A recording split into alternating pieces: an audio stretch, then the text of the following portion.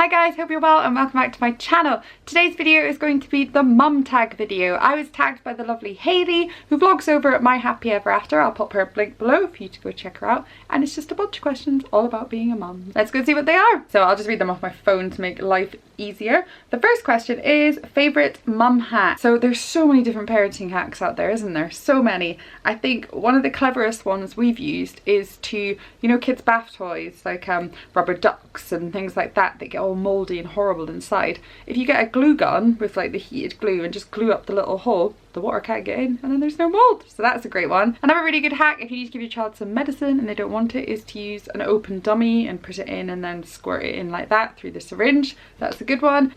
One that we're doing at the moment, which loads of people have commented on, is I've got a stool. It's meant to be a stepping stool for like climbing up to cupboards or whatever. But the kids can actually eat at it, like it's a little school lunch table. They sit on like the bottom step and then have the top step as a little table. So I'll show you that in a second, but that's like an up-to-date hack that we're using just now. Next question is most embarrassing mum moment. I've had all the usual, you know, when you're breastfeeding and you leak. That happened at work, which was great in a meeting. The being sick on, the being pooped on, all those sorts of things. But I'm trying to think, probably the most embarrassing thing that happened to me was I turned up to the wrong baby group and actually went in and sat down and everything, and it was one that people had paid for and everything, and it was more like a course rather than a baby group. I went into the wrong room of this Sure Start centre, but sat there for like 10 minutes being like, I'm really not supposed to be here, and in the end I had to get up and leave. But as I got up, it's when Isla was a baby, Isla was sick everywhere, so I was like, trying not to like draw attention to the fact that I'd been sat there for ages when I shouldn't have been. I then had to kind of clean up the sick and get her out, and yeah, that was quite embarrassing. Oh my goodness, there'd be so many embarrassing like post-birth stories as well. Just, so many embarrassing moments as a mom. Next question is, what part of the day do you love the most? So I'm a working mum, I work pretty much every day, so my favourite part is picking them up, even when they're in a bad mood, even when they're tired, even when they don't want to come home and are generally just a little bit miserable. I just love that feeling of going in and picking them up and them running to you, and I also love when they go to sleep and they do those little breaths at night, you know, and their breath just changes from normal breathing to like sleep breathing, and they just look so cute and peaceful and innocent and you just want to stare at them for hours. I love that as well. And then the part of the day you like the least, that's definitely dropping them off in the morning. That's always really hard. I've done it for about just under 5 years now and it still doesn't really get any easier, to be honest, especially when they're a bit emotional or they're playing up. Like, it's so hard to walk away, it really is. Also, and this is kind of contradictory with what I just said about picking them up, but those hours between 5 and 7 where it's just the witching hour and they just go absolutely mad, I don't particularly enjoy that part of the day sometimes. So yeah, next question is the worst thing someone said to you when you were pregnant. I didn't really get a lot of negativity, or even online I didn't really get comments about my bump. I was quite lucky that I was quite sort of neat and whatever. I got comments about how my bump was too small, I guess, but it doesn't really bother me. I've got quite thick skin. It was probably just more opinions, like the first time round when I hadn't had a baby before and I was pregnant, and it was more just all the opinions you got on what pregnancy should be like, what labour should be like, what birth should be like, what being a mum should be like, and just a lot of people's opinions, but not anything particularly horrible directed at me or anything, so I guess I was quite lucky. Baby name you didn't agree on? That's a really good question. Oh god, there's probably loads. Robert was like, no. I think I still got a list of a bunch that I had for Lachlan, because we didn't know we were having a boy with Lachlan, we didn't know what we were having at all, and I just assumed he was a girl, so I had loads of girl names. Let me find them. Oh my goodness, there's so many. So yeah, names we didn't agree on. Robert didn't really like Luella, Luella, for a girl. He really didn't like that. I thought it was pretty cute. What else didn't he like? And then a boy name he didn't like was Luca. So I'm not sure why. He never really gave a reason. He just didn't like Luca, but I liked it. Next question is, do you co-sleep?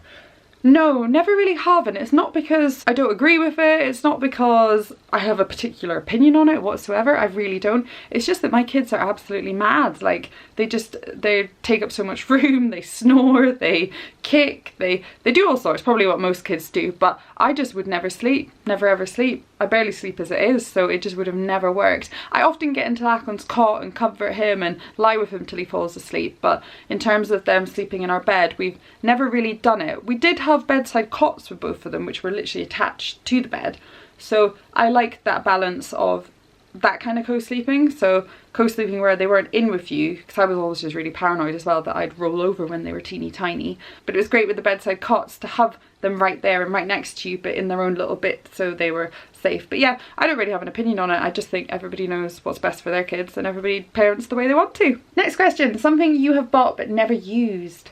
Trying to think. I've been pretty good actually with the whole buying baby products or researching baby products and then buying them knowing that I'd actually need them.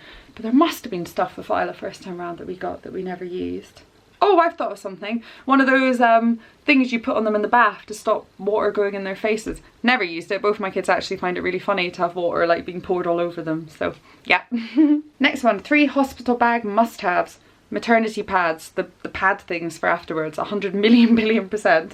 I'm guessing it doesn't mean things like that you actually need to take, like baby clothes, vests, nappies, little hat and whatever else. Probably useful things. So yeah, maternity pads, 100%.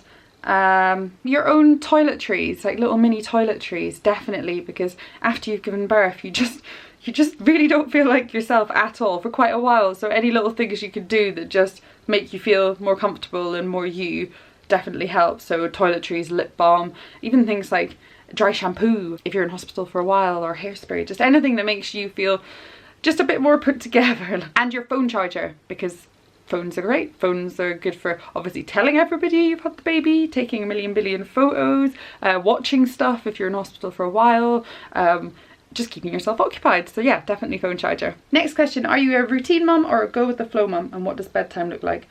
100 million % a routine mum. I really am. It's just in me. My mum was the same. It's just my personality, not just with kids. I like a routine and I like things to be quite like boom, boom, boom in order. And yeah, so my bedtime is very structured and kind of runs the same way every night. So it's quiet time, chilling out, playing with quiet toys and having like a bit of time together. Then up for bath them separately at the moment because they just cause an utter chaos if they're together.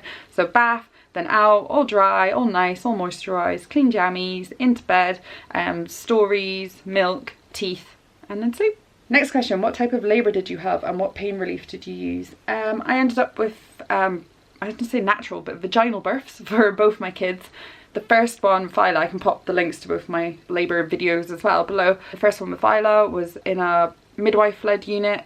Actually, were they both in midwife-led units? Oh, Lachlan was kind of.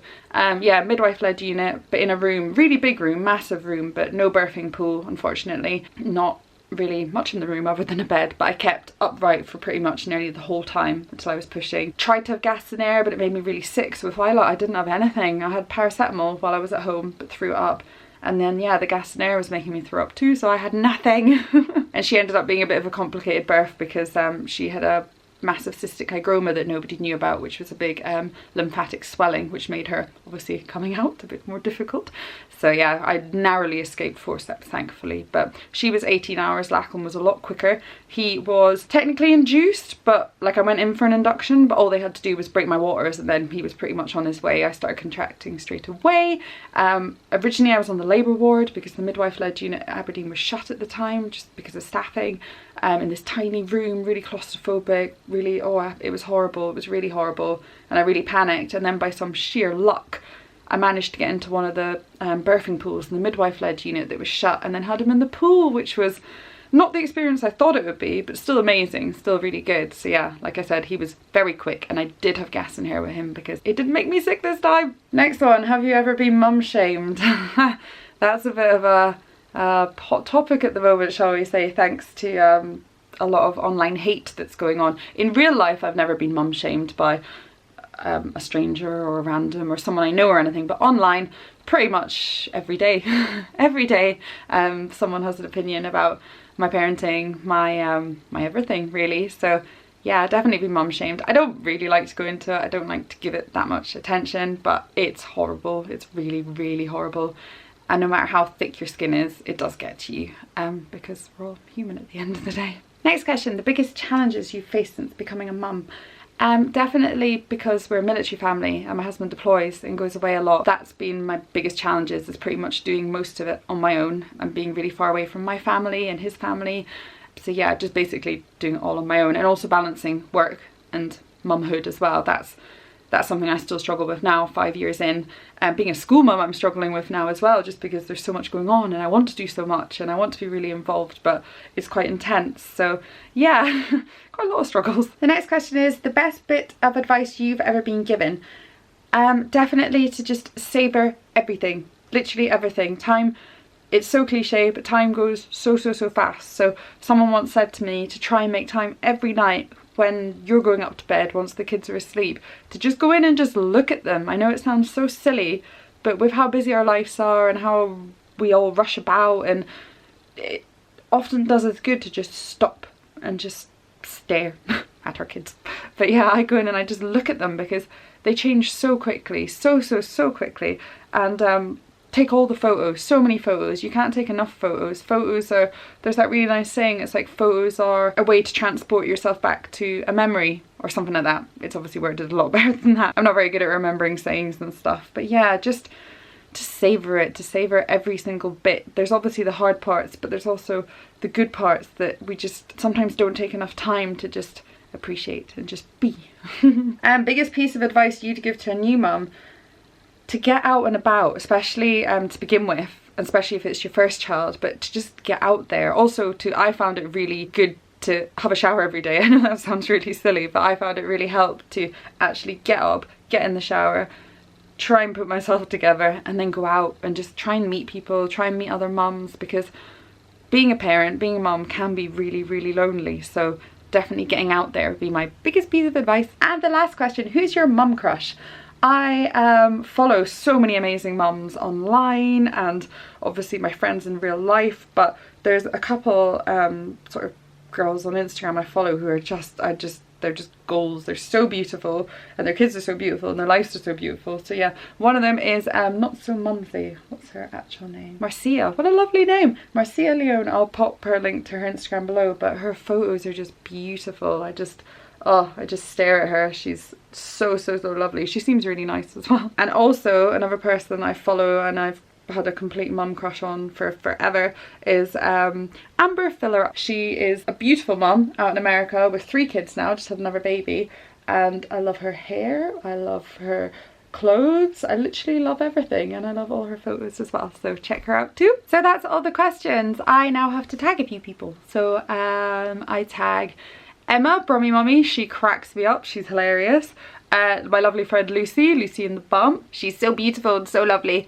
And my other gorgeous friend Ash, Mama Reed, who just, oh, every time I hear her speak I just want to move home to Scotland. I love her so much. So yeah, I'll pop their channels below. But thank you so much for watching. Really hope you enjoyed this and enjoyed the answers, and I'll see you guys soon. Bye!